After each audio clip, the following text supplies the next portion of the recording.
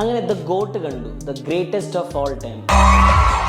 വിജയ്, പ്രശാന്ത്, പ്രഭുദേവ, മാൽവിക ശർമ്മ, യോഗി ബാബു, അജ്മൽ അമീർ, സ്നേഹ, ലേല, ജയറാം, വെങ്കട് പ്രഭുവിൻ്റെ മങ്കാത്ത, അങ്ങനത്തുള്ള എല്ലാ പടങ്ങളിലും ഉള്ള അതേ ക്യാരക്ടേഴ്സ് ഇതിനകത്ത് ഇട്ടിട്ടുണ്ട്. വിജയ് മാത്രമാണ് എക്സ്ട്രാ ഉള്ളത്. എൻ്റെ പേഴ്സണൽ അഭിപ്രായം പറയുവാണെങ്കിൽ ഒരു 1 ടൈം വാച്ച് മൂവിയാണ്.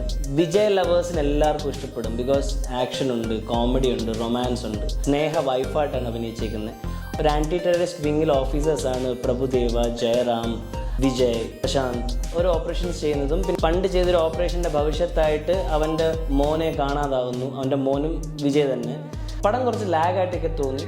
പിന്നെ വെങ്കട് പ്രഭുവിൻ്റെ പടത്തിനകത്തൊന്നും നമുക്ക് ജസ്റ്റിഫിക്കേഷൻ ചോദിക്കാൻ പറ്റത്തില്ല. റിയലിസം ഒന്നും ഇല്ല ഈ പടത്തിനകത്ത്, എല്ലാം ഫിക്ഷനാണ്. VFX മോശമായിരുന്നു. എനിക്ക് VFX അങ്ങോട്ട് വലുതായിട്ട് ഇഷ്ടപ്പെട്ടില്ല. പിന്നെ പാട്ടുകളും വലിയ എനിക്ക് അങ്ങോട്ട് പിടിച്ചിട്ടില്ല പാട്ടുകളൊന്നും.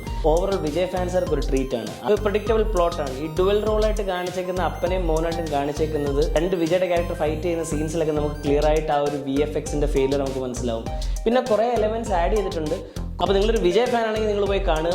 അല്ലെങ്കിൽ നിങ്ങൾക്ക് നെറ്റ്ഫ്ലിക്സിൽ വരുന്നവരെ വെയിറ്റ് ചെയ്യാം. നീരജ് പാണ്ഡെയുടെ ബോളിവുഡിലൊക്കെ കണ്ട അതേ ആക്ഷൻ സീൻസ് ഒക്കെയാണ് ഇതിനകത്തെല്ലാം. ട്രെയിൻഡ് ആക്ഷൻ സീൻസ് ആണെങ്കിലും ബൈക്കിൻ്റെ ആണെങ്കിലും ഏകദേശം ഇതെല്ലാം നമ്മൾ കണ്ടതാണ്. അപ്പോൾ എൻ്റെ അഭിപ്രായത്തിൽ വിജയുടെ ഈ ഗോട്ടിന് ഞാനൊരു 3 കൊടുക്കുന്നു ഔട്ട് ഓഫ് 5. പടം പോയി കാണാൻ താല്പര്യമുള്ള ആൾക്കാർ പോയി കാണുക. അപ്പോൾ അടുത്ത റിവ്യൂ ആയിട്ട് വരുന്നവരെ ടേക്ക് കെയർ, ബൈ.